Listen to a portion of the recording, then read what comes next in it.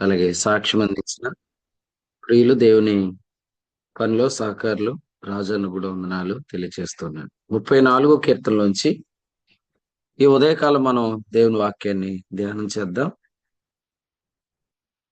34 కీర్తనలో మొదటి వచనంలో నేను ఎల్లప్పుడూ యెహోవాను సన్నుతించెదను, నిత్యము ఆయన కీర్తి నా నోట ఉండును. దేవుని యొక్క వాక్యాన్ని మనం చదువుతున్నప్పుడు ఎల్లప్పుడూ కూడా ఆనందాన్ని ఎక్స్పీరియన్స్ చేయటం అనేది ప్రాక్టికల్ గా మనం అనుభవించినప్పుడు ఎల్లప్పుడూ కూడా మనం మరి ప్రభువుని కీర్తించగలుగుతాం. ఎల్లప్పుడూ అనే మాట మనల్ని ఆలోచింపచేసే మాటే. కారణం ఏంటంటే క్రొత్త నిబంధనలో మనతో ఎల్లప్పుడూ పరిశుద్ధాత్మ ఉన్నాడు. ఇది వాగ్దానం చేయబడిన ఆత్మ. నిన్న మనం జూమ్ మీటింగ్ లో వాగ్దాన జీవం, వాగ్దానపు ఆత్మ అనే మాట ధ్యానం చేశాం. రాత్రి కూడా భీమవరంలో బైబిల్ క్లాస్ లో అబ్రహాము పొందిన ఆశీర్వచనంలోనికి నడిపిస్తున్న వాగ్దానపు ఆత్మ గురించి మనం విన్నాం.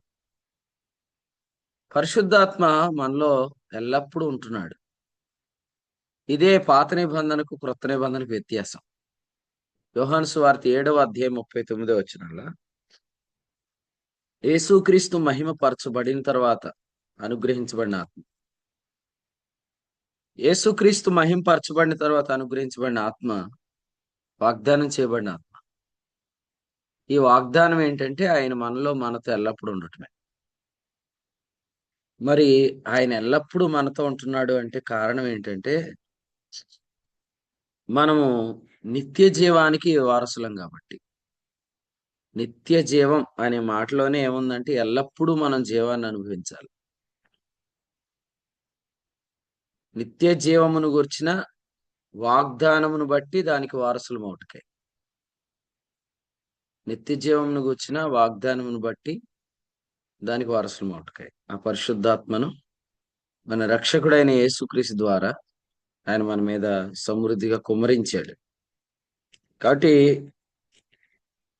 ఎల్లప్పుడూ జీవించటం, ఎల్లప్పుడూ నివసించే ఆత్మ, ఎల్లప్పుడూ మనం ఆనందించటం, ఎల్లప్పుడూ మనం కీర్తించటం అనే ఎల్లప్పుడూ అనే దానికి మనం చెందినోళ్ళం. అప్పుడప్పుడు కాదు. 34వ కీర్తనలో మొదటి వచనంలో చెప్పినట్లు ఎల్లప్పుడు. రాత్రి మనం విన్నట్లుగా పెంటపాడు బైబిల్ క్లాస్ లో కొరింథీయులకు రాసిన మొదటి పత్రిక 15వ అధ్యాయం 58లో ఎప్పటికీ కార్యాభివృద్ధి యందు ఆసక్తిగా ఉండాలి. ఎప్పటికీ ఆసక్తి, ఎల్లప్పుడూ ఆసక్తి. కొరింథీయులకు రాసిన మొదటి పత్రిక 15:58లో చెప్పినట్లుగా ఎప్పటికీ ఆసక్తిగా ఉండాలి. ఎందుకంటే ఎప్పుడైనా ప్రభు వస్తాడు. వచ్చేలోపు మొన్నటి వరకు ఆసక్తిగా ఉన్నాను కానీ ఇప్పుడు లేను అనే టైంలో ప్రభువుని కలవకూడదు. మొన్నటి వరకు చాలా ఆసక్తిగా ప్రార్థన చేశాను కానీ ఇప్పుడు లేను అనే టైంలో యేసుప్రభుని కలవకూడదు. ప్రభువుని కలుసుకునే లోపే స్థిరులు అనేది మనం సంపాదించేయాలి, స్థిరత్వం సంపాదించేయాలి. నిన్న నల్లజర్ల బైబిల్ క్లాస్ లో మనం విన్నట్లుగా గెరాసీనుల ప్రాంతానికి ప్రభు వచ్చాడు. గెరాసీనుల ప్రాంతం అంటే రివార్డ్ ఎట్ ది ఎండ్, చివరిలో కలిగే బహుమానం. అంటే మనం ప్రభువుని కలుసుకొని బహుమానం పొందే దినాల్లో మనం ఉన్నాం. ఏ క్షణంలో అయినా ప్రభు రావచ్చు, ప్రభువుని మనం కలుసుకుంటాం. ఆ దినాల్లో మనం ఉన్నాం. మనుష్య కుమారుని దినాల్లో మనం ఉన్నాం. మనుష్య కుమారుని దినం ఏ రోజైనా సంభవించవచ్చు. ప్రభువుని మనం కలుసుకునేటప్పుడు మన బహుమానం పొందుకునే రోజుకి ఆ రోజు మనం అప్పటికే ఆ లోపే మనం స్థిరులు అనే సాక్ష్యాన్ని సంపాదించుకొని ఉంటే మన బహుమానం ఏంటో మనకు అర్థమైంది. ఎందుకంటే ఇంకా అస్థిరులు ఉంటారు. 34వ కీర్తనలో ఈ ఉదయం మనం చదివినట్లుగా ఎల్లప్పుడూ ఆనందించి, ఎల్లప్పుడూ ప్రభువుని కీర్తించి అనుభవం ఎవరికుంటదంటే ఎల్లప్పుడూ జీవిస్తున్నవారు. ఎల్లప్పుడూ జీవించటమే నిత్య జీవం అనే వాగ్దానం. ఎల్లప్పుడూ జీవించటం కొరకై, ఆ జీవాన్ని గూర్చిన వాగ్దానం కొరకై ఆయన వాగ్దానం చేయబడిన ఆత్మనిచ్చాడు. ఈరోజు పరిశుద్ధాత్ముడు మనలో మనతో ఎల్లప్పుడూ ఉంటున్నాడంటే, మనం ఎల్లప్పుడూ ఆనందంగా ఉండాల. ఎందుకంటే పరిశుద్ధాత్మ మనలో నివసించి మనలను ఆ జీవంలోనికి తీసుకొని వెళ్తాడు. ఎల్లప్పుడూ మనం ఆనందంగా, ఎల్లప్పుడూ ఉత్సాహంగా, ఎల్లప్పుడూ ఆసక్తిగా ఉండాలి. ఎప్పటికీ ఆసక్తిగా ఉండాలి. అటువంటి స్థిరత్వంలోనికి మనం వచ్చిన రోజున, ఆ స్థిరత్వంలో ఉన్నప్పుడు ఒకవేళ యేసుక్రీస్తు రాకడ సంభవిస్తే, మనం క్రీస్తు న్యాయపీఠం ఎదుట గొప్ప బహుమానం పొందుకుంటామనే దానికది సూచన. పాస్టర్ గారు చాలా మంది వీడియోలు ఆన్ చేయలేదండి. పాస్టర్ గారు వీడియోలు ఆన్ చేయకపోతే మీకోటి చెప్తాను. మీరు టైం చెక్ చేయండి ఒకసారి. 6:16 నిమిషాలయింది. పాస్టర్ గారు తర్వాత మీరందరూ కూడా అనగానే పిలుస్తున్నా. ఈ రికార్డింగ్ అన్నా చెప్పు. రికార్డింగ్ చూడండి పాస్టర్ గారు. ఇందాక రికార్డింగ్ ఆఫ్ చేశారు కదా. రికార్డింగ్ ఎవరు చేస్తారన్నా? ర్యాన్సమ్ ఐడి అవుతుందన్న రికార్డింగ్ అవుతుంది. రికార్డింగ్ అవుతుంది. మీరు రికార్డింగ్ కూడా వదిలేయండి. ర్యాన్సమ్ ఉన్నాడుగా. ఇప్పుడు ఈ వీడియోలు ఆన్ చేయనోళ్ళు మీరు ముందు అసలు మీరు అందరు రేపు పొద్దుట ఈ ఈ రోజు మీటింగ్ అయ్యాక హోప్ సత్యానోక్ గారికి ఫోన్ చేయండి. ప్రతి ఒక్కళ్ళు హోప్ నెంబర్ తీసుకోండి. ఆ చింతల నరేష్ గారు మీరు ఎప్పటి నుంచి జాయిన్ అవుతున్నారు? మీ హోప్ నెంబర్ ఏది? రేవంత్ నువ్వు ఎప్పటి నుంచి జాయిన్ అవుతుంది? నీ హోప్ నెంబర్ ఏది? భానుశ్రాణ చూడండి 54, భువనేశ్వరి గారు 63, జకరియా గారు 17. వీళ్ళందరూ హోప్ నెంబర్లు పెట్టుకున్నారు. మీరు రిజిస్ట్రేషన్ అవ్వనోళ్ళు లిస్ట్ లోకి వస్తారు. నేను ఎందుకు చెప్తున్నానంటే ఎవరైతే జూమ్ మీటింగ్ కి 200 ఫీజు కట్టి జాయిన్ అవుతున్నారో వాళ్ళకు కొంచెం బాధ్యత ఉంటది. అందుకని వాళ్ళు జాగ్రత్తగా జాయిన్ అవుతారు. 200 అనేది ఖచ్చితంగా ప్రతి నెల కట్టాల్సిన షరతేం లేదు. కానీ కట్టితే మాత్రం మీరు జాగ్రత్త జాయిన్ అవుతారు. మనం మళ్ళీ ఇప్పుడు పార్టిసిపెంట్స్ 82 వచ్చింది కదా. ఆల్రెడీ నాకు వార్నింగ్ అవుతుంది ఇందులో. 100 పార్టిసిపెంట్స్ కంటే ఎక్కువ మంది జాయిన్ అవుతాకుండదు ఇందులో. ఇప్పటికీ రోజు కొంతమంది 10 మంది అలా మానేస్తున్నారు కాబట్టి జూమ్ మీటింగ్ సరిపోతుంది. రేపొద్దున మళ్ళీ మనం జూన్ నెలలో జూమ్‌ని మళ్ళీ పర్చేజ్ చేయాల. పర్చేజ్ చేసేటప్పుడు మళ్ళీ మనకి అమౌంట్ అవసరమైద్ది. ఇప్పుడు 200, 200 ఎవరైతే కడుతున్నారో వాళ్ళ అమౌంటే లాస్ట్ టైమ్ ఉపయోగించాం. కాబట్టి మీరందరూ కూడా జాయిన్ అయ్యేవాళ్ళు మీ హోప్ నెంబర్ ఏంటో కనుక్కొని జాయిన్ అవ్వండి. ఆ! అప్పుడు మీరు కొంచెం వీడియోలు ఆన్ చేసుకుంటారు. నేను రోజు చెప్తున్నాను. నేను చెప్పకూడదు మీకు. వాక్యం చెప్పేవాడి చేత చెప్పించుకోకండి. కూడికి నడిపిస్తున్న ఆయనే ముందు వీడియోలు అందరియి ఆన్ చేసాక నాకు వాక్యం ఏంటి రేపొద్దుట. మీరు లిస్టులు చెప్పేస్తున్నారు. లిస్ట్ చెప్పేసి మిగిలినోళ్ళు వీడియోలు ఆన్ చేసుకోనోళ్ళని ఎవరిని పట్టించుకోవట్లేదు మీరు. నేను చెప్పిన తర్వాత మీరు చెక్ చేస్తున్నారు. అట్లా ఉండొద్దు. కూడికి నడిపించేవాళ్ళు అందరు వీడియోలు ఆన్ చేశాక నాకు వాక్యం వేయండి. చెప్పినోళ్ళు తప్ప ఎవరైనా వీడియోలు ఆన్ చేయకపోతే మీరు వాళ్ళని వెయిటింగ్ లిస్ట్ లో పెట్టేయండి. రాను రాను వీడియోలు ఆఫ్ చేసుకుంటే జూమ్ మీటింగ్ లో వాక్యం వినరు. ఇప్పుడు చెప్తున్నారు కదా సాక్ష్యంలో నేను ఇంట్రెస్ట్ గా లేను అని. అది మనకి ఎప్పుడు తెలుస్తుంది? సాక్ష్యం చెప్పినప్పుడు తెలుస్తుంది. సాక్ష్యం చెప్పేదాకా తెలియదు మనకి ఎవరు ఆసక్తిగా వింటున్నారు లేదనేది. కాబట్టి వీడియోస్ అందరూ ఆన్ చేసుకోండి. మీరు ఎంత పనిలో ఉన్నా ఒక గంట ఏమైపోదో పక్కన కూర్చొని వీడియో ఆన్ చేసుకొని బైబిల్ దగ్గర పెట్టుకొని వాక్యం వినండి. సేవకుల కంటే బిజీ ఏం కాదుగా మీరు. మేము రాత్రి 2 గంటలకు వచ్చాం భీమవరం నుంచి. మళ్ళీ ఉదయకాలం లేచి కూర్చొని వాక్యం చెప్తున్నాం. మీరు కూడా అదే అలవాటు చేసుకోండి. రైట్. 34వ కీర్తనలో మనం వింటున్నట్లుగా ప్రభు వచ్చే దినానికి మనం స్థిరులుగా ఉండాలి. ఆ దినానికి మనం ఇంకా మొన్న నెలంతా బాగానే ఉన్నాను, ఈ నెల బాగాలేదు, అంతకుముందు సంవత్సరం బాగానే ఉన్నాను అనే టైప్లో ఉండకూడదు. ఎందుకంటే రాత్రి నేను ఈ వర్తమానమే చెప్పాను. సో ప్రభు వచ్చే రోజుకి పెంటపాడు బైబిల్ క్లాస్లో చెప్పాను. అప్పటికే మన స్థిరులు అనే ఆ అది పొందేసుకొని ఉండాలి. ఆ టైటిల్ పొందుకొని ఉండాలి. ఇతడు స్థిరుడు, ఇతడులో ఏ చంచలత్వం కనపడదు, లేకపోతే ఇతడు చంచలుడు కాదు అనే పొందుకుంటే ఖచ్చితంగా మన రివార్డ్ ఏంటి మనకు అర్థమైపోయింది. ఎందుకంటే మనం పాత నిబంధనలో ఉన్న వారి వలె అప్పుడప్పుడు ఆత్మ కాదు, మనం ఎల్లప్పుడూ నివసించే ఆత్మను పొందాం. కాబట్టి ఎల్లప్పుడూ అనే దానికి మన వారసులు, నిత్య జీవానికి వారసులు అనే వారసత్వానికి చెందినవారు. కాబట్టి ఉదయం మనం ఇలా అనుకుందాం, మనం ఎల్లప్పుడూ వారసులం, ఎల్లప్పుడూ అనే దానికి వారసులం. కాబట్టి ఎల్లప్పుడూ ఎప్పుడు చూసినా ఎగ్జైటింగ్ ఉంటాడు అనాలి, కానీ నిన్నేమో ఒకలా ఉంటాడండి, ఈ రోజు ఒకలా ఉంటాడు, మొన్న ఒకలా ఉన్నాడు, లేకపోతే ఆమె మొన్న నెల ఒకలా ఉంది, అట్లా మీ గురించి రాకూడదు. వస్తే మీ రివార్డు అంత గొప్పగా ఏముండదు అని అర్థం. ఎందుకంటే కొరింథీయులకు రాసిన మొదటి పత్రిక 15వ అధ్యాయంలో యేసుక్రీస్తు వస్తున్నాడు, మనం ఆయన కలుసుకోబోతున్నాం, మనకు ఆయన బహుమానం ఇవ్వడానికి రాబోతున్నాడు అనే అధ్యాయంలో ఆఖరి వచనంలో ఏం చెప్పాడంటే ఎప్పటికీ ఆసక్తి అన్నాడు. సో ఈ రోజు ప్రభు వస్తే మనకి గొప్ప బహుమానం ఉంటుందని మనకు ఎట్లా తెలుసు? మనం ప్రభు వచ్చే లోపే మనం చాలా స్థిరులుగా ఉన్నామని అర్థం. కొంతమంది సాక్ష్యాల్లోనేమో నా శరీరం మొత్తం నిరర్థకం అయిపోతుందని సాక్ష్యం చెప్తున్నారు, కానీ వాళ్ళు ప్రాక్టికల్ లైఫ్ లో మాత్రం శరీరమే పనిచేస్తుంది.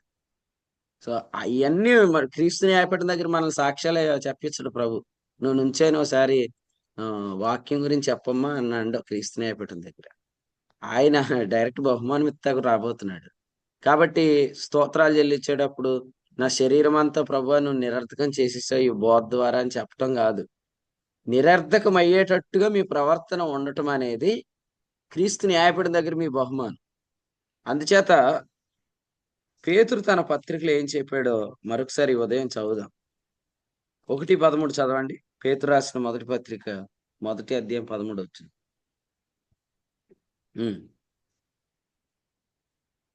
కాబట్టి మీ మనస్సును నడుము కట్టుకొని ప్రత్యక్షమైనప్పుడు మీకు తేబడు కృప విషయమై సంపూర్ణ నిరీక్షణ కలిగి ఉండండి అన్నాడు.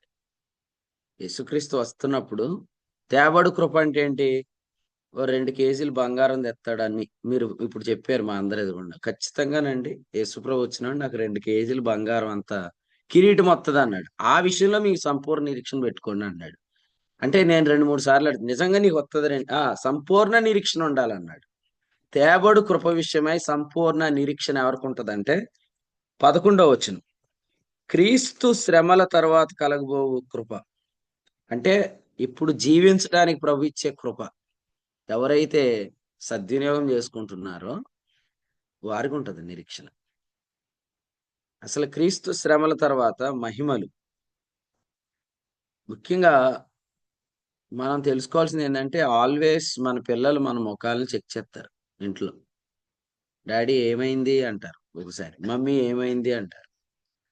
వాళ్ళు మనకి ఏం సైన్ చెప్తున్నారంటే దేవదూతలు ఎప్పుడు మీ ముఖాన్ని చూస్తున్నారు అనేది చెప్తున్నారు. సో దేవుని దూతలు ఎప్పుడు మన ముఖాన్ని చూస్తూ ఉంటారు. ఇక్కడ 1వ అధ్యాయం 12లో అదే చెప్పాడు. ఏం చెప్పాడు? దేవదూతలు ఈ కార్యములను తొంగి చూడగోరుచున్నారు అన్నాడు. దేవదూతలు ఈ కార్యములను తొంగి చూడగోరుచున్నారు. ఏ కార్యాలను? క్రీస్తు శ్రమల తరువాత కలగబోయే మహిమలు. అంటే కృప, రక్షణ అనే కృప, ప్రస్తుత కృప, జీవింపజేసే కృప. సో మీ ఫేస్ ఎలా ఉంటుంది అనేది ఏంజల్స్ అబ్జర్వ్ చేస్తాయన్నమాట. దేవదూతలు మన ముఖాలను చూస్తున్నారు. మన ముఖాలు ఎప్పుడు తేజస్తో ఉంటాయి? నిన్న మనం విన్నాం కదా, మన హృదయం ఎప్పుడు ఆనందంగా ఉంటే మన ముఖాలు అప్పుడే ఆనందంగా ఉంటాయి. ఇప్పుడు మనం నిరాశపడాల్సింది ఏమైనా ఉందా? నిష్ఠూరపడాల్సింది ఏమైనా ఉందా? అసంతృప్తి మీరు ఏ కారణమైనా చెప్పండి, ఎందుకు నేను డల్గా ఉన్నానని. ఎందుకు నేను డల్గా ఉన్నానని మీరు చెప్పడానికి ఏదీ లేదు. ఎందుకంటే అసలు దాన్ని బట్టి ఆనందించమని నీకు ఎవడు చెప్పాడు? మన ఆనందం అంతా కూడా క్రీస్తు శ్రమల తర్వాత, అంటే యేసుప్రభు చనిపోయాడు కదా, చనిపోయినందుకు ఇప్పుడు మనకేముంది అనే దానిలోనే మన ఆనందం ఉంది. ఈ కారణాన్ని బట్టి నేను బాధపడుతున్నాను, లేకపోతే కొంచెం డల్గా ఉన్నాను అని మీరు అన్నా అది కొన్ని క్షణాలే ఉండాలి. వెంటనే మళ్ళీ మనం దాన్ని అధిగమించుకోవాలి. కారణం ఏంటంటే వాటిలో మన ఆనందం లేదు. ఇక్కడే పేతురు 1 6లో ఏం చెప్పాడు? ఇందువలన మీరు మిక్కిలి ఆనందిస్తున్నారు అనేది క్రీస్తు శ్రమల ద్వారా వచ్చే రక్షణ. నేను చెప్పేది పాపక్షమాపణ గురించి కాదు, జాగ్రత్తగా వినండి. క్రీస్తు శ్రమల ద్వారా వచ్చే రక్షణ అనేది పాపక్షమాపణ తర్వాత పొందిన పరిశుద్ధాత్మ ద్వారా అనుభవించే నిత్య రక్షణ. హెబ్రీ పత్రికలో దీన్ని సంపూర్ణ రక్షణ, నిత్య రక్షణ అన్నాడు. లేదా ఇక్కడే స్వాస్థ్యం అనే పదాన్ని వాడాడు. దైవశక్తి చేత కాపాడబడటం. ఆ వ్యక్తి యొక్క జీవితం ఎప్పుడు ఆనందంగా ఉంటుంది. మన ముఖాలు దేవుని దూతలు చెక్ చేస్తున్నారు. క్రీస్తు న్యాయపీఠం ఎదుట కూడా మనము ప్రత్యక్షం కాబోతున్నాము అనేది మనం జ్ఞాపకం చేసుకున్నప్పుడు మనకి ఏం అర్థమైందంటే, ఈ పాటికే మనకు తేబడు కృప విషయంలో సంపూర్ణ నిరీక్షణ కలిగి ఉండాలి.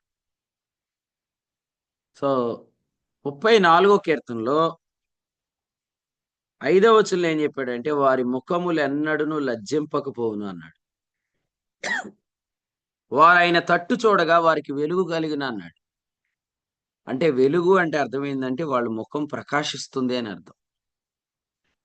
అసలే దేవదూత ముఖాలే ప్రకాశంగా ఉంటాయంట. మరి దేవదూతలు చూసే ముఖాలు ఎలా ఉండాలా? దేవదూత ముఖాలే ప్రకాశంగా ఉంటాయని ఎక్కడ రాశాడు? అపొస్తలుల కార్యాల గ్రంథం 7వ అధ్యాయం ఆఖరి వచనంలో ఏం రాశాడు? వారు స్టెఫను ముఖాన్ని చూస్తున్నప్పుడు అతని ముఖం దేవుడితో లేవుండే. ముఖములు. తీసి చదవాలి. 7:15 సభలో కూర్చున్న వారందరూ అతని వైపు తేరి చూడగా అతని ముఖము దేవదూత ముఖం వలె వారికి కనబడింది రాశాడు. సాధారణంగా హాట్ డిస్కషన్ జరుగుతుంది ఇక్కడ. కొన్ని ప్రాంతాల వారు వచ్చి తర్కిస్తున్నారు. ముఖం ఎలా అయిపోయిద్ది? ఎవరికైనా ఆత్మ నడిపింపు లేని వాళ్ళు ముఖం అయితే మొత్తం మాడిపోద్ది. ఎందుకంటే నడిపింపు లేదనుకోండి, వాక్శక్తి రాదు. అప్పుడు ముఖం ఏమైద్ది? ఈ హాట్ డిస్కషన్ లో మొత్తం పెదాలు ఆరిపోతాయి, నాలుక దౌడుకు అంటుకుపోద్ది, ముఖం పీక్కుపోద్ది, ఆన్సర్ చెప్పలేక భయం వేసేస్తా ఉంటది. అట్లా ఉండడు స్టెఫెను. స్టీఫెన్ ఎట్లా ఉంటాడంటే 7వ అధ్యాయంలో ఆయన 56వ వచనంలో ఆత్మతో నింపబడుట అనే దానికి అర్థం ఇక్కడ చెప్పాడు. దేవుని కుడి పార్శ్వాన ఉన్న యేసు ప్రభుని చూస్తున్నాడు. 55వ వచనం అంటే ఆయనకి కంప్లీట్ గా ఆ ప్రత్యక్షత కలుగుతుంది. 2:10వ వచనం ప్రేరేపణ కలుగుతుంది. 6:10 అతడు జ్ఞానాన్ని ప్రదర్శిస్తున్నాడు. సభలో కూర్చున్న వారందరూ అతని ముఖం చూస్తున్నప్పుడు దూత ముఖంలా ఉంటుంది. ఇప్పుడు చెప్పండి, దూత ముఖమే ప్రకాశంగా ఉంది అనే వర్ణన ఇక్కడ ఇస్తే, మరి దూతలు ఎల్లప్పుడు మీ ముఖాలు చూస్తున్నారు అన్నప్పుడు మీ ముఖాలు ఎలా ఉండాలా?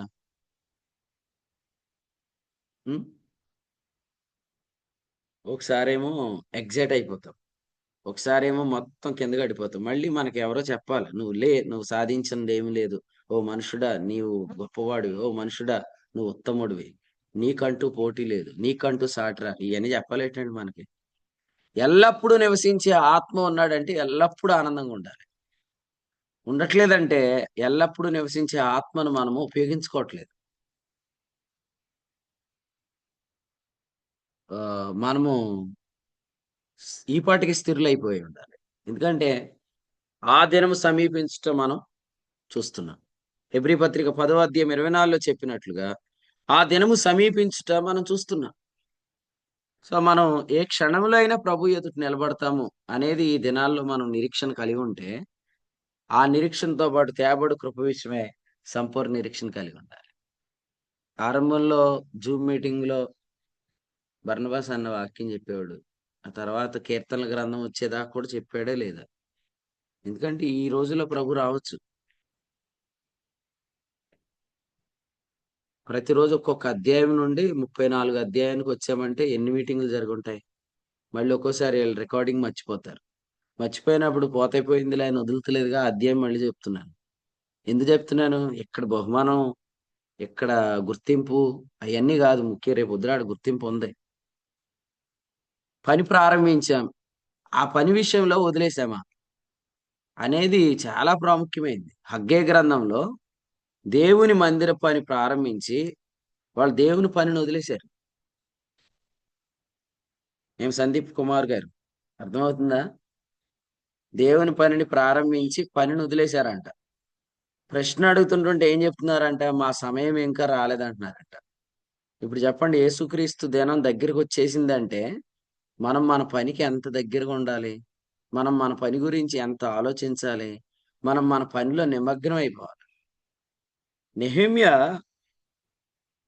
ప్రాకారం కట్టాలి అనే ఆలోచన తనలోకి వచ్చినప్పుడు ఆయన ఏం చేశాడంటే రాత్రికి రాత్రి లేచి, మొదటి అధ్యాయం 12వ వచనం, కొందరితో కలిసి ఆ హృదయంలో ఉన్న ఆలోచనను బట్టి ఆయన వెళ్ళిపోయి ఆ పని ఎలా ఉంది, గుమ్మాలు ఎలా పడిపోయి కాల్చబడ్డాయి, ప్రాకారం ఎలా పడిపోయింది చూశాడు.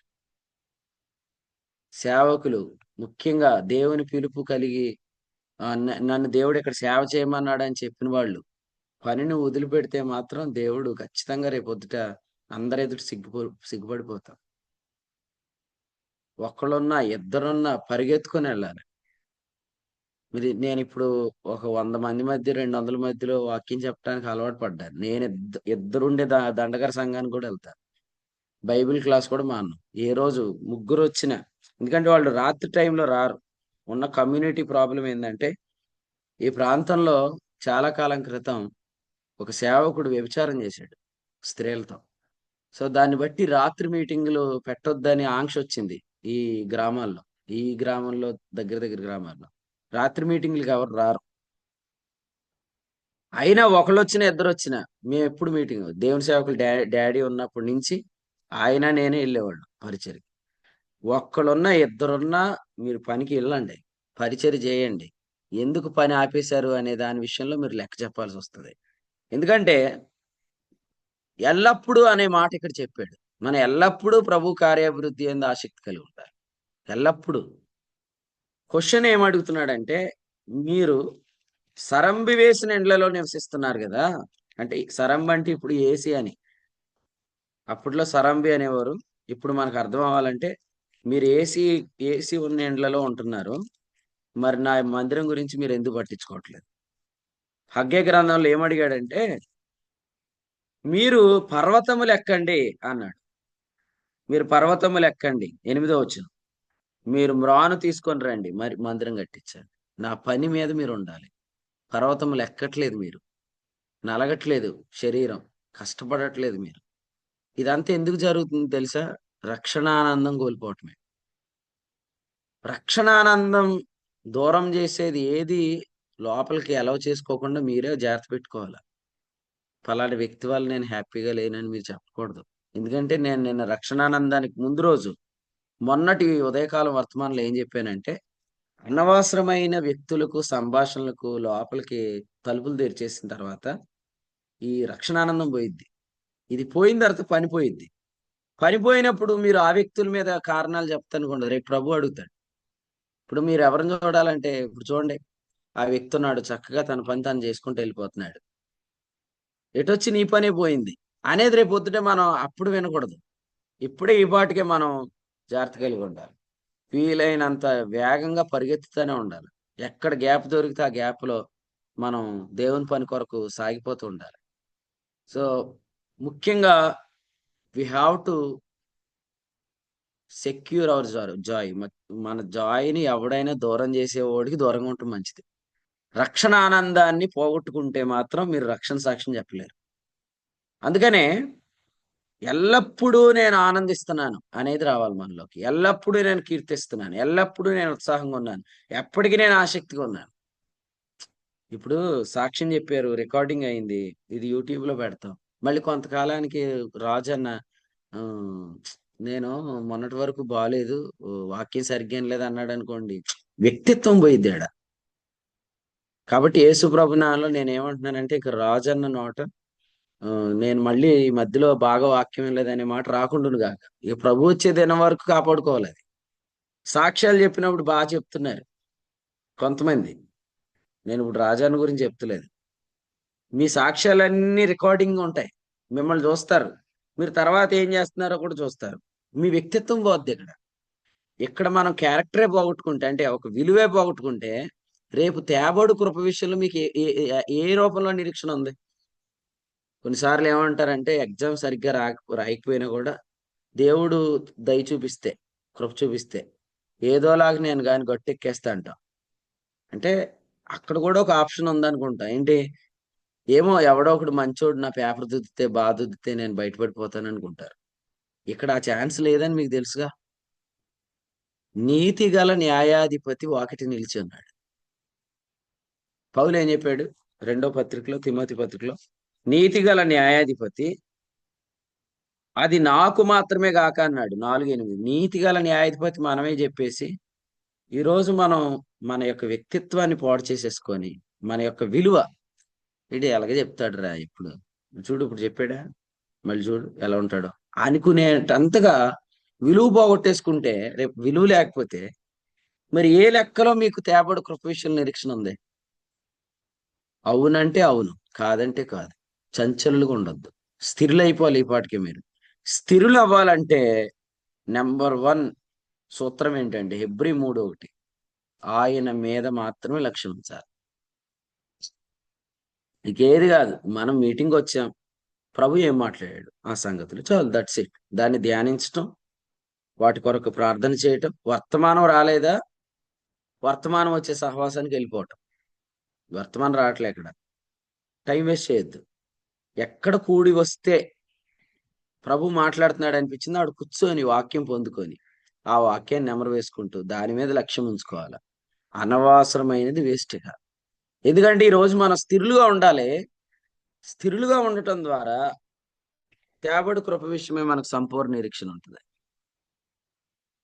మీరు ఈ పని ఎందుకు చేయలేదంటే మీరు ఎన్ని కారణాలను చెప్పండి, but because of you don't have joy, you are not doing the God's work. దేవునికి పని ఎందుకు చేయట్లేదంటే రక్షణ ఆనందం లేదు.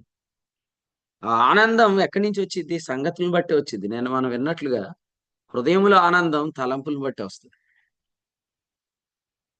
చాలా కాలం నేను వెళ్ళాలనిపించలేదు మా అమ్మాయి ఊరికి అని బ్రదర్ చెప్పాడు. మనం కూడా చాలా కాలం కొంత పని మనం చెయ్యం, ఎందుకు మనసు రాదు. ఇప్పుడు దేవుని పని దగ్గరికి వస్తే కూడా మనసు రావట్లేదు. ఆత్మకార్యాల మీద మనసు రావట్లేదంటే చాలా పని ఆగిపోద్ది. మళ్ళీ ఒకటి స్టార్ట్ చేయటం, దాన్ని అక్కడ వదిలేయటం, మళ్ళీ ఇంకోటి పట్టుకోవడం, వదిలేయటం. అంటే మనం చాలా మంది అబ్జర్వ్ చేస్తారు ఆ పని వదిలేసాడని. ఫిలిప్పీ పత్రిక 1:3 ఏముంది? మొదటి దినము నుండి ఇది వరకు అన్నాడు. నెక్స్ట్ అన్నాడు ఎక్కడి నుండి? క్రీస్తు దినం వరకు అన్నాడు. ఓకే, ఈ ఉదయం ఇలా చెప్పుకుందాం. ఇప్పటి వరకు నెంబర్ 1గా ఉన్నాం మీరు. ఇక్కడి నుంచి మళ్ళీ క్రీస్తు దినం వరకు. ఇప్పటి వరకు ఎలా ఉన్నాం? ఇక్కడి నుంచి యేసు ప్రభు దినం వరకు. మొదటి దినం నుండి ఇది వరకు. ఇది వరకు అంటే ఎప్పటి వరకు? ఎప్పటి వరకు ఎలా ఉన్నారంట? ఇప్పటి వరకు మీరు సత్క్రియ విషయంలో ఆసక్తిగా ఉన్నారు. ఎక్కడి నుంచి క్రీస్తు దినం వరకు అన్నాడు. తర్వాత మాట్లాడుతూ 11లో మనం మొన్న హైదరాబాద్ లో విన్నట్లుగా క్రీస్తు దినానికి నిర్దోషులుగా ఉండాలి. రైట్. చాలా మంది ఫోన్లు చేస్తున్నారని చెప్పారు నాకు, హనోక్ గారు చేసి సాక్ష్యాలు చెప్పి చాలా ఎగ్జైట్ అవుతున్నారండి అన్నాడు. దేవుని స్తోత్రం. ఇప్పుడు దాకా బాగున్నారు. క్రీస్తు దినం వరకు కాపాడుకోండి. యేసు ప్రభు వచ్చే లోపు మళ్ళీ అస్థిరులు కాకండి. ఎందుకు అస్థిరులు కావద్దంటే అస్థిరులు అయితే పోయే బహుమానం ఎవరిదే? మీదే. తేబడు కృప విషయంలో సంపూర్ణ నిరీక్షణ మీకే ఉండాలి. ఇటు మనం బహుమానాన్ని మన జీవితాల్లో దూరం చేసే వాళ్ళకి దూరంగా ఉండాలి. కొలసి పత్రిక 2వ అధ్యాయంలో ఏమన్నాడు? 19లో మీ బహుమానమును అపహరింపనీయుకుడి అని ఉంది కదా. ఆ మాట లేకపోతే ఇది ఉత్తుత్తు మాట. ఆ మాట ఉంది, మీ బహుమానమును అపహరింపనిచ్చి. అంటే మన ఇంట్లోనికి ఎవరన్నా వస్తున్నారంటే క్రీస్తు న్యాయపీఠం దగ్గర వచ్చి బహుమానం పట్టుకెళ్ళిపోయాడేమో అని చెక్ చేసుకోండి. క్రీస్తు న్యాయపీఠం ఎదుట మన బహుమానాన్ని అపహరించేవాడిని ఎవరిని కూడా మనం చేర్చుకోకూడదు. ఎందుకంటే ఇక్కడ 18, 19 వచనాలు ఏమన్నాడంటే ఆమెది శరీర సంబంధమైన మనసు అన్నాడు. శరీర సంబంధమైన మనసు గల వారికి ఆత్మకార్యాల మీద మనసు ఉంటుందా? ఉండదు. శరీర సంబంధమైన మనసు గల వారికి ఆత్మకార్యాల మీద మనసు ఉండదు. ఇప్పుడు మార్త ఉందండి, మార్త చింతిస్తుంది. యేసు ప్రభుకు కూడా ఆ వైరస్ అంటించాలని ట్రై చేసిందంటే మీకు అంటించడానికి ట్రై చేయరా ఎవరు? యేసు ప్రభుని ఏమనింది? ప్రభువా, నా సహోదరుని నన్ను విడిచిపెట్టినందుకు నీకు చింత లేదా అనింది. అంటే యేసు ప్రభుకు కూడా ఇంజక్షన్ చేసేయాలనుకుందంటే మార్తక్క మీకు ఎవరు ఇంజక్షన్ చేయరా?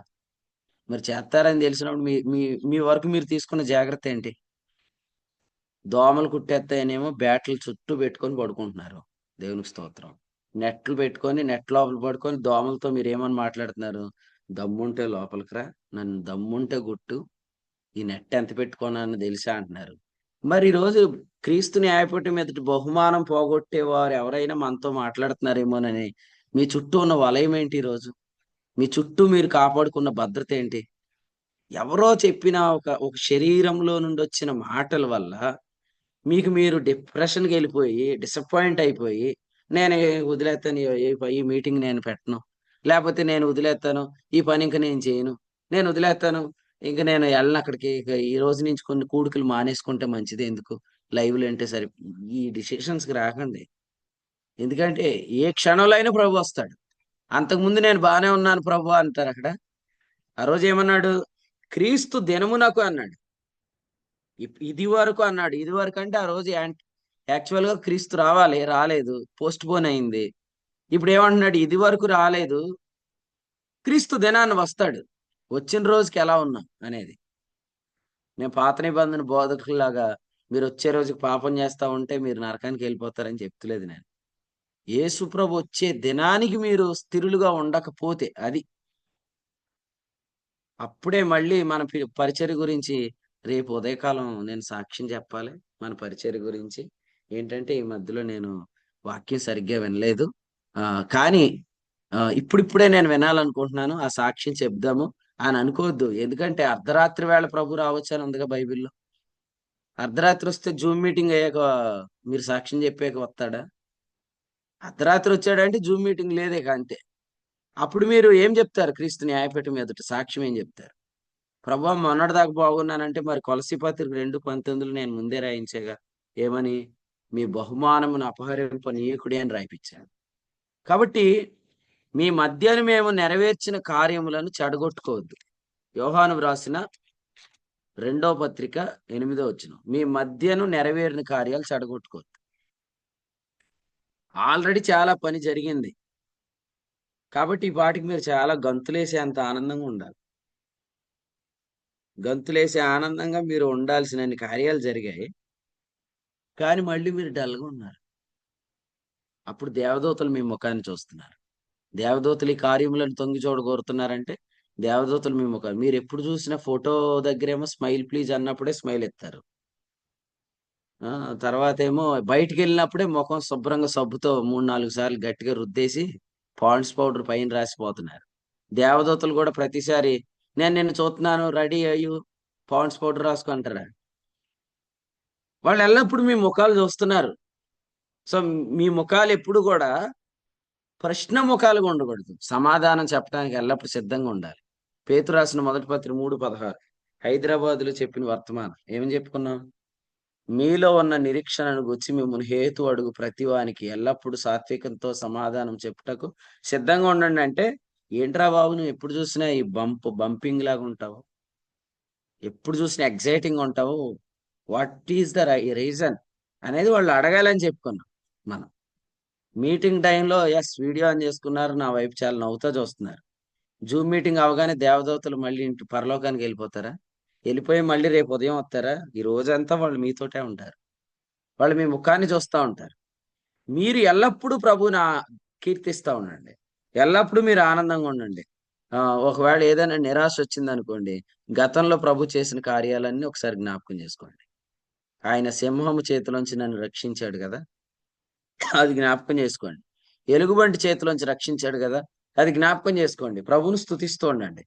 హోప్ నంబర్ 34 నీ ముఖాన్ని ఎప్పుడు దేవదూతలు చూస్తున్నారు. 34వ కీర్తన మొదటి వచనం.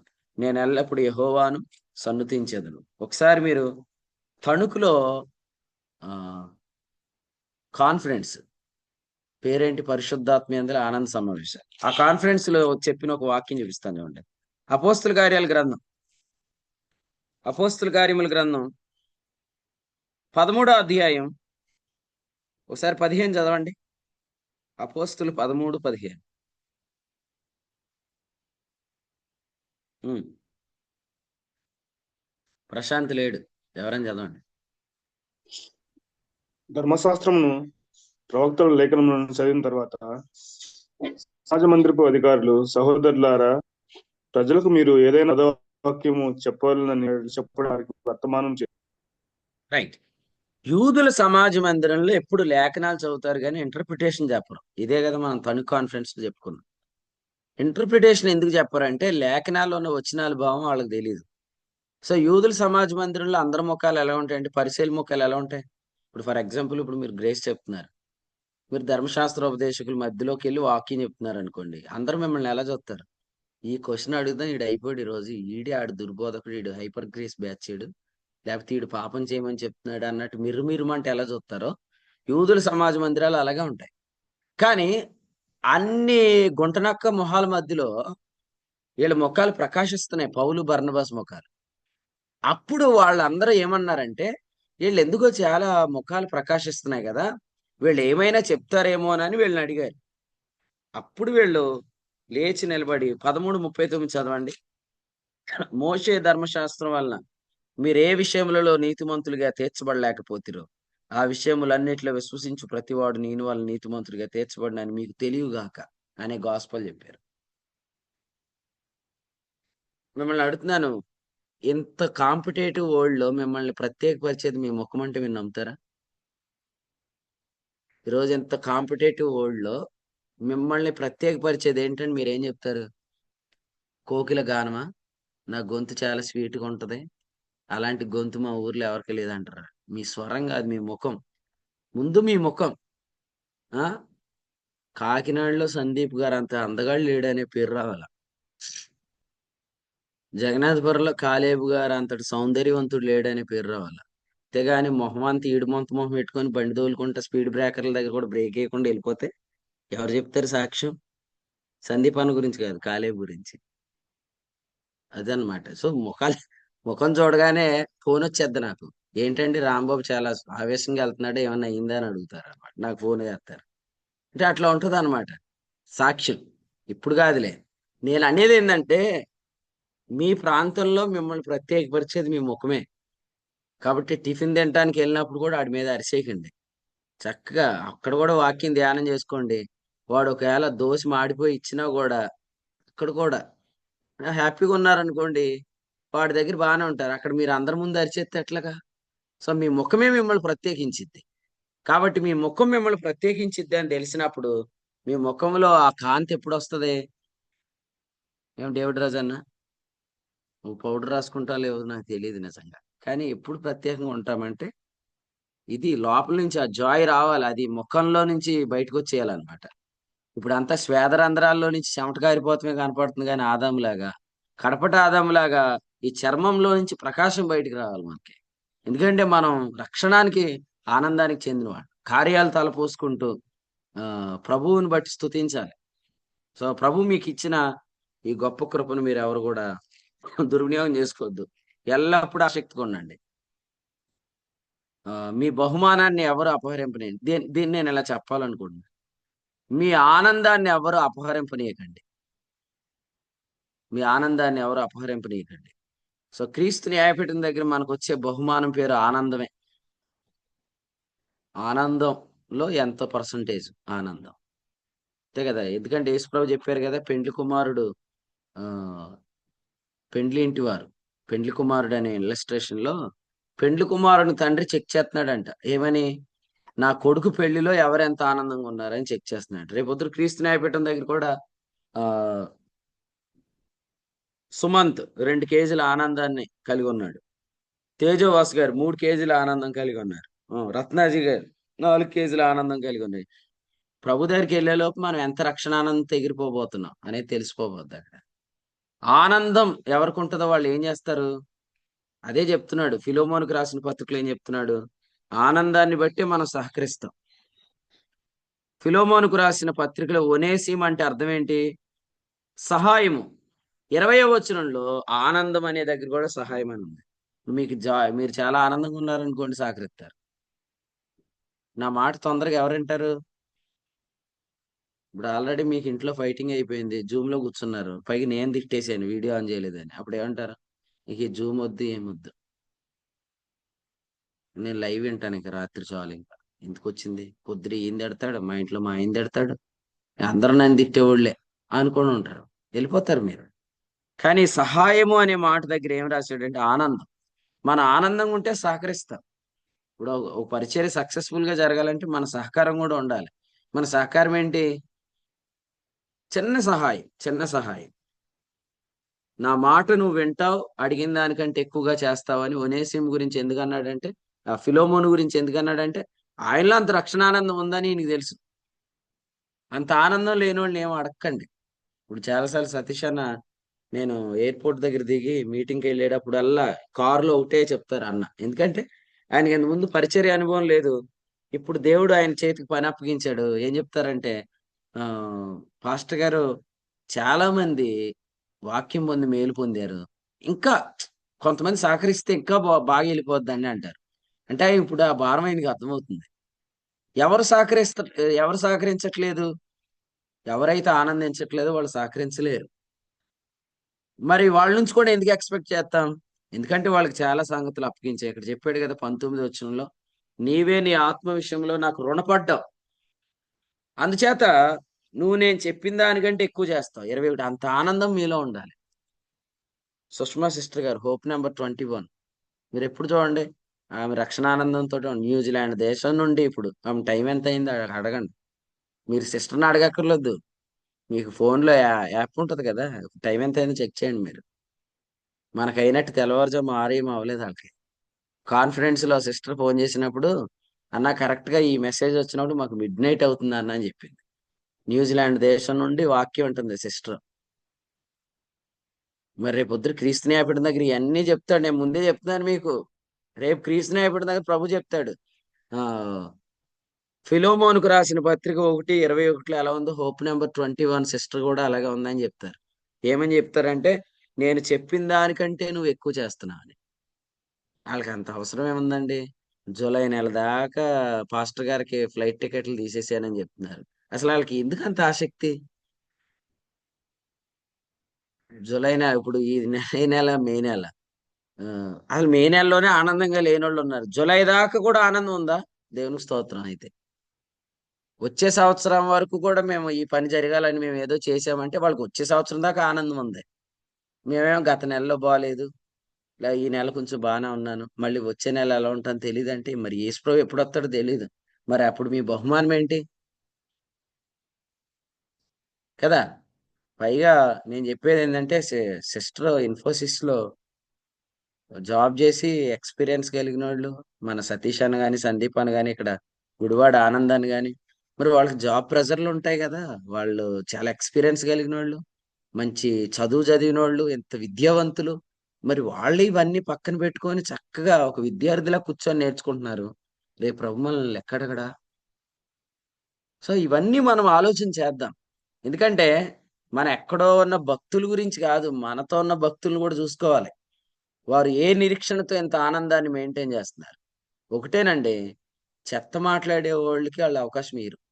నేను ఈ ఫ్యామిలీ గురించి ఏం చెప్తున్నానంటే సాక్ష్యం, నాకు సుష్మా సిస్టర్ అప్పుడప్పుడు ఎక్కువ మాట్లాడరు, కానీ ఎప్పుడైనా ప్రార్థన అవసరం ఉంటేనే సిస్టర్ ఫోన్ చేస్తారు.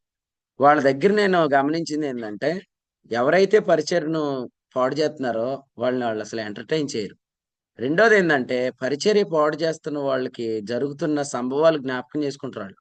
అంటే తల్లి కూతుర్లు, అంతే కదా. ఇప్పుడు తిమోతి గురించి ఏం చెప్పాడు? ఈ విశ్వాసం నీ అమ్మాయి అయినా యునేకేలో ఉందంటే, ఇప్పుడు తండ్రి కొడుకులు ఏం మాట్లాడుకోవాలా? వాక్యం గురించే. తల్లి కొడుకులు ఏం మాట్లాడాలి? వాక్యం గురించే. నేను పెద్ద కూతుర్ని పంపించేటప్పుడు చెప్పాను స్టీఫెన్ రాజానికి. ఏం చెప్పాను? యోహాను సువార్త 17వ అధ్యాయం నుంచి చెప్పాను. ఆ రోజు సామాన్లు పట్టుకొని వెళ్తున్నారు, సంథింగ్ ఏదో జరుగుతుంది ఆ రోజు. ఆ రోజు వర్తమానం ఏమొచ్చిందంటే, ఆ నీ వాక్యం ఇచ్చి పంపించి వాక్యం అప్పగించా. అది ఎస్ అదే. అన్నా నువ్వు కూతురికి ఏమి ఇచ్చి పంపించావు అని అంటే, కూతురికి ఏదో ఒకటి ఇచ్చి పంపించకుండా ఎందుకుంటాడు? ఎందుకంటే చాలా కష్టపడుతున్నాడు. కూతురికి ఏదో ఒకటి ఇచ్చి పంపిస్తాడు. అన్నిటికంటే ముఖ్యంగా మీ అమ్మాయితో ఇలా చెప్పు, అమ్మా నేను అందరు ఇచ్చినట్టు ఇవ్వలేకపోయాను, లేకపోతే అందరు చేసినట్టే చేయగలిగాను, దానితో పాటు నేను నీకు వాక్యం ఇచ్చాను అని మీ అమ్మాయితో చెప్పాను. మళ్ళీ నీకు అదే గుర్తు చేస్తున్నాను. ఒక తండ్రిగా మన పిల్లల్ని అత్తారింటికి పంపించాం. మనం ఏమిచ్చాం? ఫ్రిడ్జ్లు ఇచ్చాం, టీవీలు ఇచ్చాం, అన్ని ఇచ్చాం. అన్ని చదవకండి, ఇక ఇచ్చేసినట్టే. కానీ అన్నిటికంటే ముఖ్యంగా ఎవ్వరు ఇవ్వలేనిది మీరు ఇవ్వండి. మీ అమ్మాయికి ఫోన్ చేసి వాక్యం మాట్లాడండి. మీ పిల్లలు ఖచ్చితంగా ఫోన్ చేసి ఏం చెప్తారు? ఇక్కడ అత్తగారు సాధిస్తుంది, మా ఆయన ఊరుకోవట్లేదు, చంపేస్తున్నారు అని అన్నప్పుడు మీరు ఏం మాట్లాడాలి? ఆ, ప్లాన్ బి చెప్తాను అనకండి. ప్లాన్ బి కాదు, వాక్యం చెప్పండి. ఎస్, అవన్నీ ఉంటాయి. అవన్నీ వినండి. వినకుండా వాక్యం చెప్పేయకండి. సొలొమోన్ ఏం చేశాడు? ఆ ఇద్దరు ఏం చెప్పారో పూర్తిగా విని సొల్యూషన్ చెప్పాడు. మీరు వినకపోతే రేపొద్దు పిల్లలు డిప్రెషన్లోకి వెళ్ళిపోతారు. మా నాన్న వినట్లేదు నా బాధ, మా అమ్మ వినట్లేదని. మొత్తం వినండి. మనుష్య రీతిగా మీరు కొన్ని విషయాల కంటే కృపాసహితంగా కొన్ని వచనాలు చెప్పి, అమ్మా, మర్త్యమైనది ఎక్కడైనా ఉంటది, కానీ అది జీవం చేత మృంగివేయబడుతుంది. నేను నీకు జీవపు సంగతులు ఇస్తున్నాను. యోహాను 6:63. దీన్ని అప్లై చేయి, దాన్ని నువ్వు జయించి అని చెప్పండి. ఇప్పుడు మీకే కాదు, నాకు కూతురు ఉంది. మా నాన్నగారు ప్రభు దగ్గరికి వెళ్ళాక మా చెల్లికి పెళ్లి చేశాం. ఇప్పుడు హెప్సిబా కూడా అక్కడి నుంచి ఫోన్ చేసి జాషువా గారు గురించి ఏదైనా చెప్పింది అనుకోండి, ఆ వచ్చే ఇంటికి, ఇక్కడ నేను నిన్ను చూసుకుంటానని నేను అనకూడదు కదా. ఇప్పుడు ఆయన నర్సీపట్నం అంటే తక్కువ దూరం కాదు. నేను దెబ్బకి జూమ్ మీటింగ్ ఎగ్గొట్టేశారు పాస్టర్లో. ఎందుకంటే వచ్చినప్పుడు లేట్ అయిపోయింది వాళ్ళకి. నంద్యాల కూడా దగ్గర కాదు. నిన్న పాస్టర్ గారు రాజేష్ గారు లేరు. ఆయన వాళ్ళ ఇంట్లో ఒక అమ్మాయిని అప్పగించి వచ్చాడు. ఎక్కడ అప్పగించేవాళ్ళని అంటే వరంగల్ అప్పగించాడట. ఏమనిపించిందా అన్నాను. నంద్యాల వెళ్ళినట్టు అనిపించింది నాకు, చెల్లి హెప్సిబాకి వెళ్ళినట్టు అనిపించింది అన్నాడు.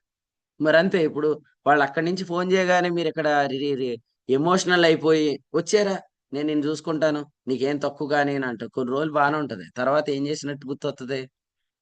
ఇదంతా కాదు. మనం ఇక్కడ గమనించాల్సింది ఏంటంటే, మన పిల్లలకు మనం వాక్యం చెప్పాలి.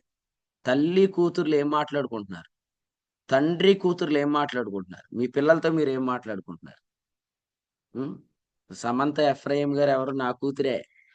మరి వాళ్ళ ఆయన గారికి దూరంగా ఉన్నప్పుడు వాక్యం చెప్తే వెళ్ళి చక్కగా వాళ్ళ ఆయన గారితో, ఇప్పుడు సేవకుడి దగ్గర చక్కగా ఉంది. ఇబ్బందులు ఉంటాయి, కానీ వాటన్నిటిని జీవం చేత మృంగివేయాలి. మర్త్యమైనది ఉంటది మనతోటే, లేదా చావునకు లోని శరీరం, దాన్ని మృంగివేయాలి. అంతేగాని నువ్వు ఇలా ఉండు అనేది కాదు. నేను మళ్ళీ చెప్తున్నాను, ఎప్పుడైనా కూడా మన పిల్లలకు మన వాక్యమే అప్పగించాలి. ఇక్కడ మనం చూస్తుంది ఏంటంటే, వేరు వేరు చెత్త డిస్కషన్ చేసుకోకండి. ప్రభు త్వరగా రాబోతున్నాడు. మనం ఇప్పుడు వాక్యం మీద మాత్రమే లక్ష్యం ఉంచాలి. ఈ విషయాన్ని పేతురు తన 2వ పత్రికలో ఏమంటున్నాడంటే, తెల్లవారి వేకువ చుక్క ఉదయించబోతుంది. అంటే వేకువ చుక్క అంటే ఎవరు? ప్రభు అయిన యేసుక్రీస్తు. అందుకని ఏమంటున్నాడంటే 1:19లో, దాని యందు మీరు లక్ష్యం ఉంచిన ఎడల మేలు. అంతే. ప్రభు రాబోతున్నాడు కాబట్టి వాక్యం. నేను నిన్న ఉదయం ఏం చెప్పాను గుర్తుంది మీకు? నిన్నే అనుకుంటా. ప్రభు వచ్చినా ఒకటే, ఆయన వాక్యం వచ్చినా ఒకటే. అంతే కదా. ఇప్పుడు ఈ వాక్యం కూడా అంతే. వేకు చుక్క వచ్చినా ఒకటే, వేకు చుక్కకు ముందు మన హృదయంలో ప్రకాశించే వాక్యం వచ్చిన ఒకటే. ఆ వాక్యం మీద మీరు లక్ష్యం ఉంచండి. ఆశీష్, అర్థమైందా? ఛార్జింగ్ పెట్టుకుని వెళ్ళావా మొన్న కాన్ఫరెన్స్కి వచ్చి? నవ్వుతున్నావేంటి? ఛార్జింగ్ పెట్టుకున్నా పెట్టుకోలేదా అని అడుగుతున్నాను. ఛార్జింగ్ ఎప్పుడు దాకా ఉంటుంది? ఆదిలాబాద్ దాకా ఉంటుందిలే అన్న. మళ్ళీ వచ్చి పెట్టనే కదా ఛార్జింగ్. బ్యాటరీ దిగిపోకుండా పనిచేయాలి. ప్రభు మీకు అటు కృప దయచేయను గాక. మన వెనకాల నుండి ఎవరు ఫోర్స్ చేయరు. 42 అంటే ఏంటి? Hope number. 3.5 ఏండ్లు యేసు ప్రభు 42 నెలలు. 42 అంటే 42 నెలలు, 3.5 సంవత్సరాలు ఛార్జింగ్ డౌన్ అవ్వకుండా పనిచేశాడు. మీరు చదవండి మార్క్స్ వార్తలో, వెంటనే అనే మాట 42 సార్లు ఉంది.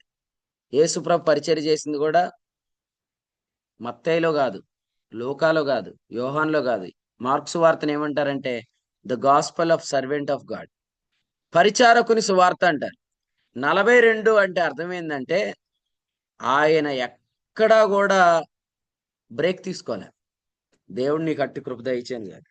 హోప్ నెంబర్ 42ని ప్రభు నిర్విరామంగా పనిచేసే కృప దయచేయను గాక. ఇప్పుడు యేసు ప్రభు 17వ అధ్యాయంలో అంటున్నాడు, నీ పని నేను సంపూర్ణంగా నెరవేర్చాను అన్నాడు.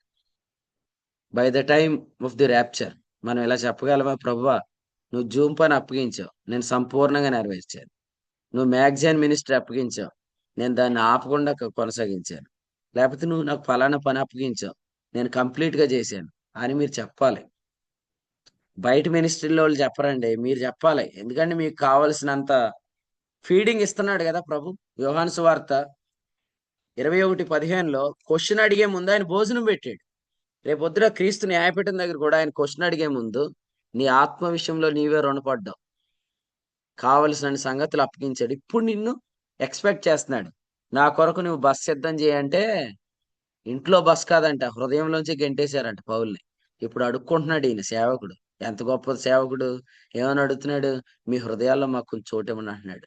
కొరింథీ 2:7:2. హృదయాలలో దురాభిప్రాయం తెచ్చేసుకున్నారు వాళ్ళు, పౌలు గారినే గెంటేశారు. కానీ ఇప్పుడు ఫిలోమోన్కి ఏం చెప్తున్నాడు? నా కొరకు బస్ సిద్ధం చేయి. సో ప్లీజ్ మీరందరూ కూడా ఆనందాన్ని కాపాడుకోండి, ఎల్లప్పుడూ సహకారులుగా ఉండండి. ప్రభువు మీకు అటు కృప దయచేయను గాక. 12వ వచనం, యెహోవా యందు బ్రతక గోరువాడు ఎవడైనా ఉన్నాడా? ఈ వచనం ఎక్కడ ఉంది? క్రొత్త నిబంధన. పేతురు రాసిన మొదటి పత్రిక 3. రైట్ ఆన్సర్ అదే కదా. ఇది పేతురు మొదటి పత్రిక 3:10. జీవమును ప్రేమించి బ్రతక గోరువాడు ఎవడైనా ఉన్నాడంటే అర్థం ఏంటంటే ఎవడైనా సూసైడ్ చేసుకుంటాడా అని అడుగుతలేదు. బ్రతక గోరువాడు ఎవడైనా ఉన్నాడంటే నీతిమంతుడు విశ్వాస మూలంగా జీవించిననే వాగ్దానాన్ని ప్రేమించేవాడు ఎవడైనా ఉన్నాడా అని అడుగుతున్నాడు అనమాట. జీవాన్ని ప్రేమించేవాడు ఏం చేయమని చెప్పాడు ఇక్కడ? 12వ వచనం తర్వాత 13, చెడ్డ మాటలు పలకకుండా నీ నాలుకను, కపటమైన మాటలు పలకకుండా నీ పెదవులను కాచుకోమని చెప్పాడు. నాలుగు కంట్రోల్ ఎక్కడ ఉంటది? హృదయంలో ఉంటుంది. సో హృదయాన్ని కాపాడుకోవాలి. హృదయాన్ని కాపాడుకుంటే నాలుకలు కాపాడబడతాయి. నాలుకలు కాపాడుకుంటే జీవం ప్రేమిస్తున్న వాళ్ళు అంటే మంచి దినాలు వస్తాయని. టుమారోస్ ప్రోగ్రామ్ ఎట్లా సెట్ చేసుకోవాలి? నాలుగుతో మాట్లాడటం ద్వారా సెట్ చేసుకోవాలి. మీకు సి ప్రోగ్రామ్ వచ్చు, C++ వచ్చు, జావా వచ్చు, ఇంకేమొచ్చు, చాలా కోడింగ్లు వచ్చు మీకు. కానీ మీ DNA కోడింగ్, మీ భవిష్యత్ కోడింగ్ అంతా మీ నాలుగులోనే ఉంది. How you are coding, how you are programming, మీరు ఏం మాట్లాడుతున్నారో అదే మీ భవిష్యత్తు. జీవ మరణములు నాలుక వశం. బ్రతక గోరువాడు ఎవడైనా ఉన్నాడా? 13వ వచనం, నాలుకను కాపాడుకోవాలి. నాలుకను కాపాడేది మన హృదయం. అందుకనే ఏం చెప్పాడు యాకోబు పత్రికలో? లోపల నాటబడి మీ నాలుకలను లేదా మీ ఆత్మలను, మీ టంగ్స్ ని కంట్రోల్ చేయగలిగే శక్తిగల వాక్యాన్ని సాత్వికంతో అంగీకరించండి అని 21లో చెప్పాడు. నాలుక బహుగా చెప్పండి, నాలుక బహుగా అదిరిపడుతుంది. నాలుగు బాగా అదిరిపడుతుందంటే కంట్రోల్ టంగ్ అనా, అన్స్టేబుల్ టంగ్ అనా? అది స్థిరమైన నాలుగు కాదు. రత్నజన్న ముగింపు ప్రార్థన చేస్తావా? యాకోబు పత్రిక 3వ అధ్యాయంలో ఏమని చదవండి. దేవదూతలు కాదు, పక్కన సాటి అయిన సహాయం చూస్తుంది అనమాట నీ మొహం. యాకోబు పత్రిక 3వ అధ్యాయం నన్ను ఎందుకు చూస్తున్నా అన్నట్టు చూశారు మీరు. 3వ అధ్యాయంలో ఏం చెప్పాడు? నాలుగు బహుగా అదిరిపడు. అర్థమైందా? సో మీ టంగ్ చాలా కంట్రోల్గా ఉండాలి. టంగ్ కంట్రోల్గా ఉండాలంటే ఇక్కడ ఏం చెప్పాడు? యాకోబు పత్రిక 1వ అధ్యాయంలో 27వ వచనంలో ఏం చెప్పాడంటే హృదయం, భక్తిగల హృదయం. సో ప్రభువుని అడగండి. నేను చాలా స్థిరంగా మాట్లాడతాను. నేనేం మాట్లాడినా అది చాలా కరెక్ట్ ఉంది. చాలా మంది నా మాట విని ఫాలో అయిపోతారు. మాట యందు తప్పనివాడండి, మాట యందు తప్పనివాడు అనే సాక్ష్యం మనకు వస్తే మన ముందు జీవితాలన్నీ మనం బాగు చేసుకోవచ్చు. హైదరాబాద్ రండి, మళ్ళీ చెప్తున్నాను ఈ ఉదయం, మళ్ళీ అడ్వర్టైజ్మెంట్ రికార్డ్ చేసుకోండి. హైదరాబాద్ రండి, మేము మీకు ప్రోగ్రామింగ్ నేర్పిస్తాం అంటారు. మీరు వచ్చేయండి అంతే. జగన్నాథపురం రండి, మీకు ప్రోగ్రామింగ్ నేర్పిస్తాం అంటే మీరు వచ్చేయండి అంతే. జూమ్కి రండి, మీకు ప్రోగ్రామింగ్ నేర్పిస్తాం. ఏ ప్రోగ్రామింగ్? రోబోట్ని ఆపరేట్ చేసేది కాదు. రేపు మేలు మాత్రమే జరిగేటట్టు ఈరోజు మీరు కోడింగ్ చేయాలి. వచ్చే నెలంతా కూడా మేలులు మాత్రమే జరిగేటట్టు మీరు కోడింగ్ చేయాలి. ఆదిలాబాద్ రండి, ఎక్కడికైనా రండి, రమ్మని పిలవగానే రండి, కోడింగ్ నేర్చుకోండి. రేపొద్దుట మంచి రోజులు చూడాలంటే ఈ రోజు మీరు కోడింగ్ మీద దృష్టి పెట్టాలి. సో మీరేం మాట్లాడుతున్నారు దాన్ని కంట్రోల్ చేసేది మీ యొక్క హృదయమే. మీ హృదయంలో సాత్వికంతో అంగీకరించిన వాక్యం ఉంటే అది మీ నాలుకలను అదుపు చేస్తుంది. మొన్న ఆదివారం పేషెంట్ తీసుకొచ్చారు నా దగ్గర. ఆ పేషెంట్ ఎవరో కాదు, మా రాజమండ్రి సీన్ అన్న వాళ్ళ భార్య తీసుకొచ్చింది అనమాట. అంటే చెప్తున్నాను, బాధ్యత గల భార్యలు ఉంటే ఎంత ధన్యులు. వచ్చి ఏం చెప్పిందంటే, ఈయన ముందు మాట్లాడేస్తాడన్నా, మాట్లాడేసాక ఆలోచిస్తున్నాడన్నా, ఇది పోవాలి ఏం చేయాలని అడిగింది సిస్టర్. ఈయన ముందు మాట్లాడేస్తున్నాడు, మాట్లాడేసాక బాధపడుతున్నాడు, ఇది పోవాలంటే ఏం చేయాలని అడిగింది సిస్టర్. సో అలాగా ఏది పడితే అది మాట్లాడేస్తే మన భవిష్యత్తు మనం పాడు చేసేసుకుంటాం. ఫైనల్లీ తిమోతికి వ్రాసిన మొదటి పత్రిక 6:18 ఎవరైనా చదవండి. తిమోతికి వ్రాసిన మొదటి పత్రిక 6:18 తీసి చదవండి. కానీ వారు ఆ వాక్యం మీద దృష్టి పెట్టండి.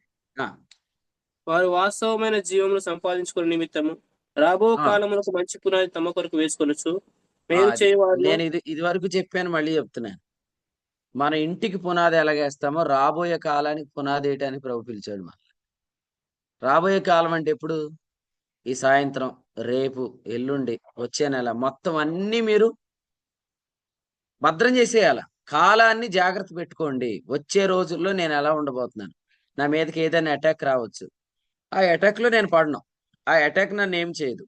సో ముందుగానే మీరు మేలైంది పలికే వారికి రాబోయే దినాలన్నీ మంచి దినాలే. కాబట్టి ప్రభుకు స్తోత్రం చెల్లిద్దాం.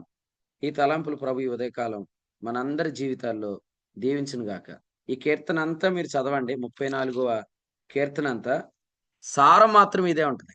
సో వర్తమానంలో ఏం చెప్పాడో అదే మన జీవితాల్లో ఉంటుంది అనమాట.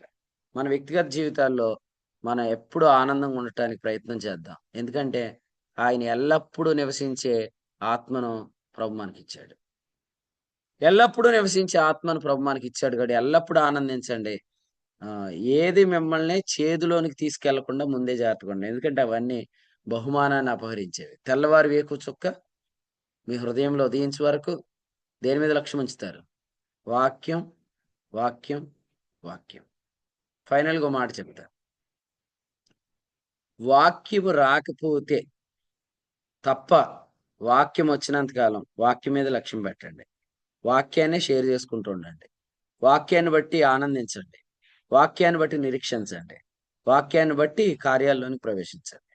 ఏ కార్యంలో అడుగు పెట్టకుండా మీరు కాకుండా ప్రభు మిమ్మల్ని భద్రపరచును గాక.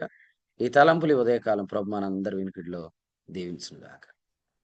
ఆమె 34వ కీర్తన మొదటి వచనం నుంచి, నేను ఎల్లప్పుడూ యెహోవాను సన్నతించును, నిత్యము ఆయన కీర్తన నోటి నుండి అన్న వచనాన్ని జ్ఞాపకం చేస్తూ దాన్ని కొత్త నిబంధన వెలుగులో మనకు అన్న ఒక ప్రకటన మర్చిపోయాను, వచ్చిన ప్రకటన. అదే మొన్న మీటింగ్స్ చాలా సక్సెస్ఫుల్ గా జరిగిన తర్వాత సహోదరులు అనుకున్నది ఏంటంటే, ప్రతి నెల కూడా సేవకులందరూ కలిసి ప్రార్థన చేద్దామనే ప్లాన్ కలిగి ఉన్నారు అన్నమాట. కాబట్టి సేవకులందరూ కూడా వీలైనంత వరకు, మరి తెలంగాణలో ఉన్నవాళ్ళు దూరంగా ఉన్నవాళ్ళు కలవలేరు కాబట్టి నెలలో ప్రతి 3వ శుక్రవారం అందరూ కలిసి రాత్రి హోల్ నైట్ ప్రేయర్లో జాయిన్ అవ్వాలని ప్రణాళిక మన ప్రియుల్లోకి వచ్చింది. సో అది నా హృదయంలో కూడా ఉంది. కాబట్టి మీరందరూ కూడా ప్రార్థన చేయండి. ఇప్పుడు మన మినిస్ట్రీ ఎంత సక్సెస్ఫుల్ గా జరగటానికి మూలం లింక్ ప్రేయర్. కానీ ఇప్పుడు అది విస్తారంగా జరగాలంటే మనం సేవకులు కూడా అందరూ కలిసి మనం ప్రార్థన చేయాలి. ఎందుకంటే కలవటం ద్వారా మనం ఒకరితో ఒకరు మాట్లాడుకునే అవకాశం ఉంటుంది. పరిచర్య గురించి షేర్ చేసుకోవచ్చు. ముఖ్యంగా మనం అందరం కూడా భాషలతో కలిసి ప్రార్థన చేస్తున్నప్పుడు ఒక గొప్ప ఉజ్జీవం ప్రభు తీసుకొని వస్తాడు. కాబట్టి ఇది నేను అనౌన్స్ చేస్తాను. సేవకులనే కాదు, వాక్యాన్ని పరిచర్యను ప్రేమించే ప్రతి ఒక్కరు కూడా జగన్నాథపురంలో దీన్ని ఏర్పాటు చేద్దాం. మీరందరూ కూడా ప్రార్థన చేయండి. ఎక్కువ మందిగా చేరువద్దాం. మొన్న కూడా చాలా మంది చేరవచ్చి ప్రార్థన చేశారు. మీ ప్రార్థన వల్ల గొప్ప కార్యాలు జరిగాయి. మళ్ళీ ప్రార్థన చేద్దాం. సో ప్రతి నెల కూడా ఇలాగ ప్రార్థన చేద్దాం. ప్రార్థన చేయండి. అలాగే ఆదిలాబాద్లో మరి మీటింగ్స్ ఉన్నాయి కాబట్టి నేను ప్రతి నెల కూడా మంత్లీ మీటింగ్ అక్కడ చేపట్టాలని ప్రణాళిక ప్రభు నా హృదయంలో ఉంచాడు. కాబట్టి వచ్చే నెల నుండి ఆదిలాబాద్లో కూడా మంత్లీ మీటింగ్ జరుగుతుంది. సో నేను అక్కడికి వెళ్తాను. దాని కొరకు కూడా మీరు ప్రార్థన చేయండి. చెప్పబడిన సేవకులు తెలియజేసినట్లుగా చెప్పబడిన సంగతులు జ్ఞాపకం చేసుకోండి. వాటి కొరకు ప్రార్థన చేయండి. ప్రార్థనా కూడి కొరకు, అలాగే ఈరోజు సాయంత్రం జరిగే బైబిల్ స్టడీ కొరకు, అలాగే ఆదిలాబాద్లో జరిగే మంత్లీ మీటింగ్ కొరకు ప్రార్థన చేయండి. అలాగే కొత్త నిబంధన వెలుగులో ఎల్లప్పుడూ అన్న విషయాన్ని జ్ఞాపకం చేస్తూ మనం యేసుక్రీస్తు ప్రభువునందు విశ్వాసం ఉంచడం ద్వారా నిత్య జీవం అనగా అది ఎల్లప్పుడూ ఉండేదని, నిత్యము ఆయన సన్నిధిలో మనం వాగ్దానం చేయబడినటువంటి ఆత్మ ఎల్లప్పుడూ ఉండే ఆత్మను పొందుకున్నటువంటి మనం నిత్యము ఆ ఆత్మలో ఆనందించాలంటే ఎలా అన్న విషయాన్ని ప్రభు యొక్క అధ్యాయం నుంచి మనతో మాట్లాడారు. కాబట్టి రక్షణ ఆనందం కలిగి ఉంటే ఎప్పుడు కూడా దేవుని యొద్ద వాక్యం పొందుకుని ఆ వాక్యం ధ్యానం చేసుకుంటే వాక్యంలో ఆనందిస్తూ ముందుకు కొనసాగినప్పుడు, సంగతులు మన దగ్గర ఉన్నప్పుడు నిత్యం రక్షణానందం కలిగి ఆ రక్షణానందం ద్వారా ప్రభు యొక్క పనిలో మనం ఏ విధంగా ముందుకు కొనసాగుతామో, మనం చేపట్టిన ప్రతి కార్యం కూడా ప్రభు సఫలం చేస్తాడని, మధ్యలో విడిచిపెట్టకూడదు అన్న విషయాన్ని కూడా ప్రభు జ్ఞాపకం చేశారు. ఇంకా అనేక సంగతులు ఈ యొక్క అధ్యాయానికి మనకి ప్రభు నేర్పించారు. కాబట్టి మనకి ప్రభువు దగ్గర నుంచి తేబడే ఆ యొక్క బహుమానం కొరకు ఏ విధంగా నిరీక్షణ కలిగి రక్షణాన్ని కలిగి ముందుకు కొనసాగుతున్నప్పుడు మనం బహుమానం కొరకు క్రీస్తు న్యాయపీఠం ఎదుట పొందబోయే బహుమానం కొరకు ఎల్లప్పుడూ కూడా ఆనందిస్తూ ఉండాలి అన్న విషయాన్ని ప్రభు జ్ఞాపకం చేశారు. తెలియబోయబడిన సంగతులకే ప్రభుకి కృతజ్ఞతలు తెలియజేస్తూ శ్రేష్టమైన తలంపులు అందించిన దేవుని సేవకులు కుడికి పక్షం వందనాలు తెలియజేస్తున్నాం. ఇప్పటి వరకు నిలిచి వాక్యమైన ప్రియులందరూ కూడా వందనాలు తెలియజేస్తున్నాం. ఎవరైనా ఈ యొక్క వర్తమానం ద్వారా ప్రేరేపించబడి ముగింపు ప్రార్థన చేయాలని ఆసక్తి కలిగిన వారు ప్రార్థన చేసినట్లయితే ఈ కొడుకును ముగింపు చేసుకుందాం.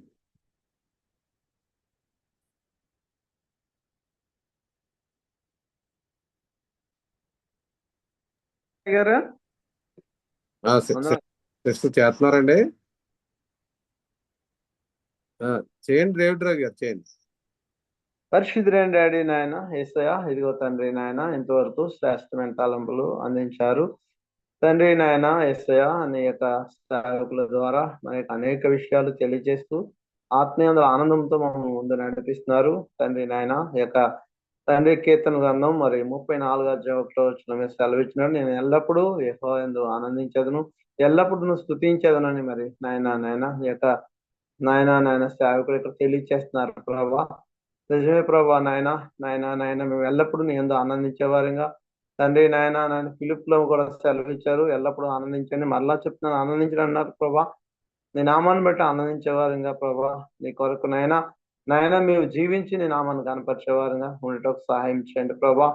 తండ్రి నాయన జీవమును ప్రేమించి మంచి జనం చూడగలరు ఎవరైనా ఉన్నారో వాడు తన నాలుకను నోటిని నాయన పెదాలని కాపాడుకోవాలన్నారు ప్రభా.